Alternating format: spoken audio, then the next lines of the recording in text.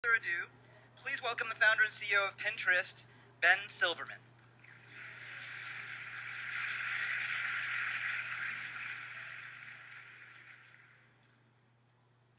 Wow, a lot of people here. Can you guys hear me okay? Cool. Well, first, thanks a lot for having me. It's really exciting for me to be here in front of so many people that all want to build cool things. I was getting ready for the talk last night, and I was going back through old emails because sometimes your memory's a little bit hazy. And I found an email from March 2010, which was roughly 3.5, 4 months after we launched Pinterest. And it's an email to our advisors and our investors at the time. And I thought I would read it to you because it was kind of like a cool blast from the past for me. Email says, "Hey everyone, I wanted to provide a quick update from Cold Brew Labs, which was our company name. Just to review, we launched a website called Pinterest. It's a tool for people to share and discover the things they love. People join Pinterest to create these collections or pin boards and to follow collections created by their friends. We're happy to say that we're making good progress. To date, we have almost 3,000 registered users, and our daily pin count is steadily increasing. I'm also happy to say that we've made big operational improvements. We're relocating our offices to a new building just a few blocks away. The price will decrease as we're sharing it with another Y Combinator startup, Chardio, and we've also gotten some free Amazon hosting credits." So, a couple funny things about the email in general. The first is that the new location in question is a dilapidated 2-bedroom apartment on California Avenue. And in fact, when I told Jessica Livingston that we were moving there, she said, "Oh my God, I thought that place was a brothel." And the second is the exact setup of the place. So we had 2 bedrooms, one of which my co-founder Paul lived in, and one of which Dave, the co-founder of Chardio, lived in. This is a picture of Dave. And we worked out of the living room, these 2 companies, all together pretty much all day. And Dave was a late-night guy who's hacker's hacker, always up till 4 a.m. And so when we were having meetings with investors or with users, every once in a while, Dave would kind of saunter out in his towel because that was how you had to get to the shower and just sort of wave at everyone. And it was really awkward. And so a little bit later, when we all got to go watch The Social Network, we made a pact that if anyone ever made a movie about our company, Dave would get to be played by Ryan Gosling. Because Ryan Gosling has awesome abs. So the other thing, though, that's a little bit more serious is if you think about it, 4 months in, 3,000 accounts for a consumer startup is really not very good. And I think the thing that surprised me the most in starting a company, after reading about, Facebook hits Harvard, 95% penetration in 2 weeks, Instagram shoots to 1 million people, is that it can take a really, really long time to build things that are worthwhile.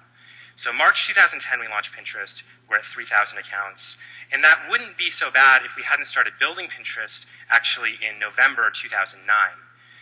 And that alone wouldn't have been so bad if I hadn't left my job to start a company in May 2008.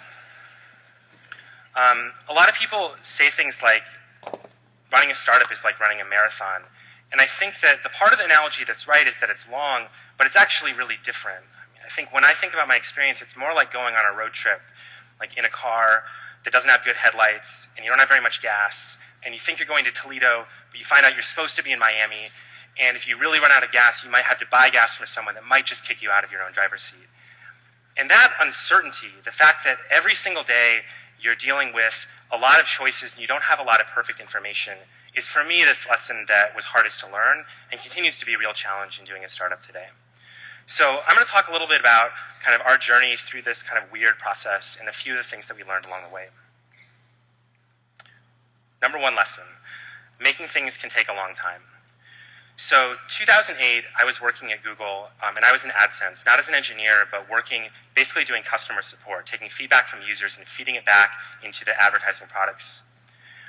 The reason I was there was because I'd come from Washington, D.C., where I was working as a consultant. And growing up, even though I'd always looked up to anybody that made things, whether it was an architect or an engineer or an artist, I'd always kind of thought that I was going to be a doctor. And so I'd pursued that path, which is the same path my parents pursued, the same path that both of my sisters pursued. So when I graduated from college and decided I didn't want to be a doctor, I was a little bit lost. But even then, like even at the time that I thought I was going to be a doctor, I had this real interest in technology. I thought it was really cool.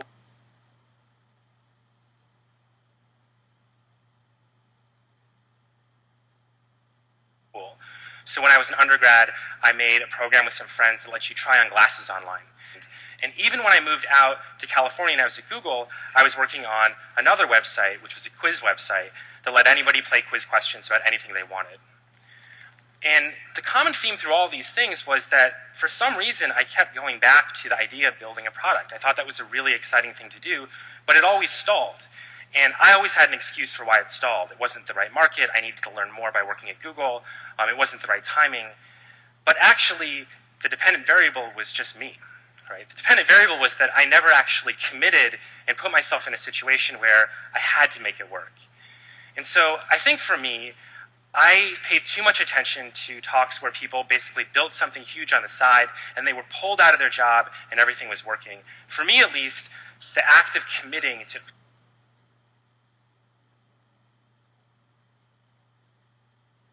going out and doing it turned out to be a really important thing. And so I don't know if this applies to everyone. I've heard of a lot of people that have successfully built things on the side and then gently transition it into a full-time gig. But at least in my situation, for a person that really like puts his heart into whatever job is at hand, it was a really important step. I actually remember the night that I made the call.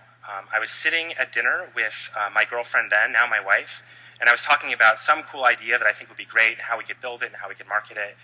And she looked at me and said, you know, you should either do it or just stop talking about it.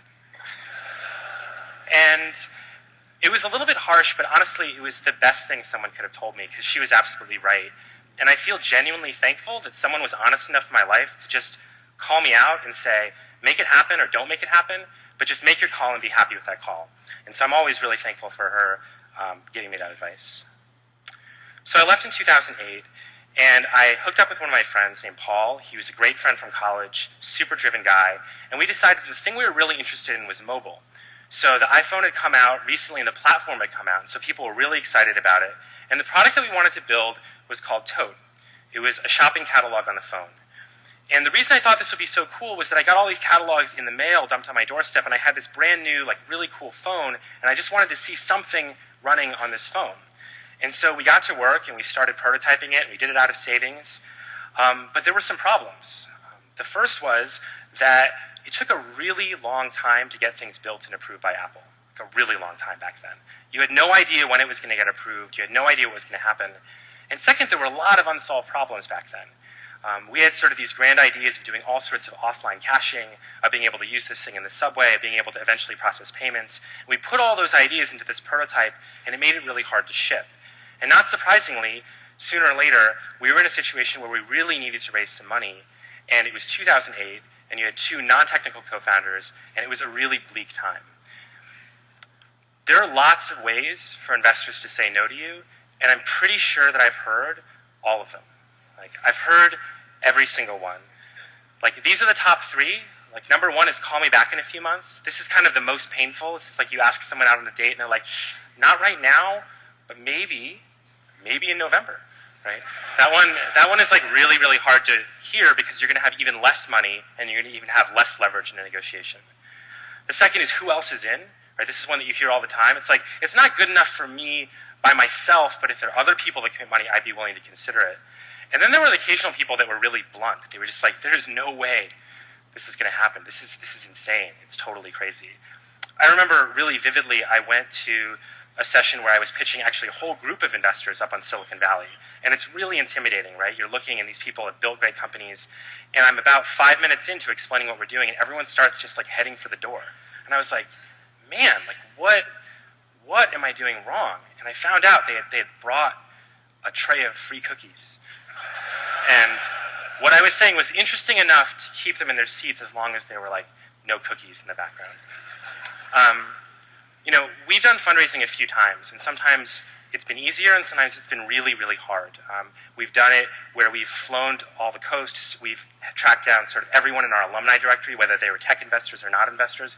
We've done it a bunch, and I think I've learned like 3 important lessons that I think any entrepreneur should know if they're starting the kind of company they think will need funding. The first is that like even rich people are subject to free cookies, right? Like even though you're really rich, you're probably still the kind of person that is influenced by free. And in that lesson is actually something really important. It's that investors are just people too, right? Investors are just regular people that happen to have other people's money or their own money that they're willing to put forward. And even though they have a really good opinion on things, they might be wrong. And that was something that was really hard for me to swallow because I really looked up to all these people. You know, the second lesson is that if you really need money and they have money and they know they're the only person that can give you the money, you don't really have any leverage whatsoever. Right? You have zero leverage. And that puts you in a really tough spot. Right? You can't really negotiate. It's 2008. They know it's 2008. They see your app. It's kind of crappy. Nobody really uses it. There's nothing you can do unless you hack that system, right? Unless you somehow turn the tables and give them a reason that you should have the leverage. And those reasons generally are fear of losing the deal, right? Or the belief that this thing is just going to be so big that whether you give the money or not, like you're just going to be wildly successful. Number two was a hard case for us to sell, so we solved for number one, and that was a really important thing.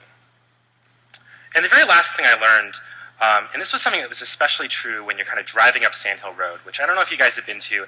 I sort of thought it would look like the Emerald City, but it kind of looks like a ski lodge with no mountain. It's just that very like normal buildings. The final thing I learned is that people are going to give you all kinds of advice. And I think that it's really easy to take that advice because you walk into a room and there's like Google's first stock certificate, and you know they've like invented Yahoo. Like these people are really, really, really smart. But if you look at the returns on venture capital, it's pretty shaky. Like we're in a pretty high volatility industry. And one thing that we always told ourselves, and one thing that I really, really believe, is that fundamentally, like the future is unwritten. Like if they knew, they would be done, right? And so people can tell you that you should be more technical. They can tell you that you're in the wrong market. They can tell you all of these things. And those things might be true, and you should assess them for yourself. But you shouldn't take it on face, because they could be wrong. And in the back of your head, you have to remember something, that for all the millions of dollars venture capital investors have made, for all the certificates that are on the wall, they have these little trophies when things go IPO. For all of those things, there are things that they passed on. And those are the things that actually burn them up. Like those are the ones that like haunt them at night. And I think that if you can convince somebody that you just might be the one that's going to beat the odds, you can be successful. And it's a general attitude that I think is important, whether you're recruiting, whether you're raising money, whether you just need to make a final push in adjusting your product. So eventually we put money together, and we were working back on Tote. We were still having the same fundamental problem that we couldn't iterate and improve fast enough, and we were fundraising on the East Coast. And while I was out there, I met this really great guy named Evan Sharp. Evan is a Columbia graduate student at the time. He's studying architecture, and we just hit it off. And Evan and Paul and I are commiserating about this whole dilemma, and we're just thinking about what would be cool to build. Like, what do we just want to see? And really what we wanted to see was we wanted to see something out there in the world. We just wanted to see somebody using something. Somebody asked me once, like, what's my big plan? Like, what would make me really happy when we were starting Pinterest? I was like, geez, I just want to go somewhere and see somebody that I don't know using something that I made and have it be kind of useful. Like, that is what I thought was really exciting. And so we came up with this idea for something that was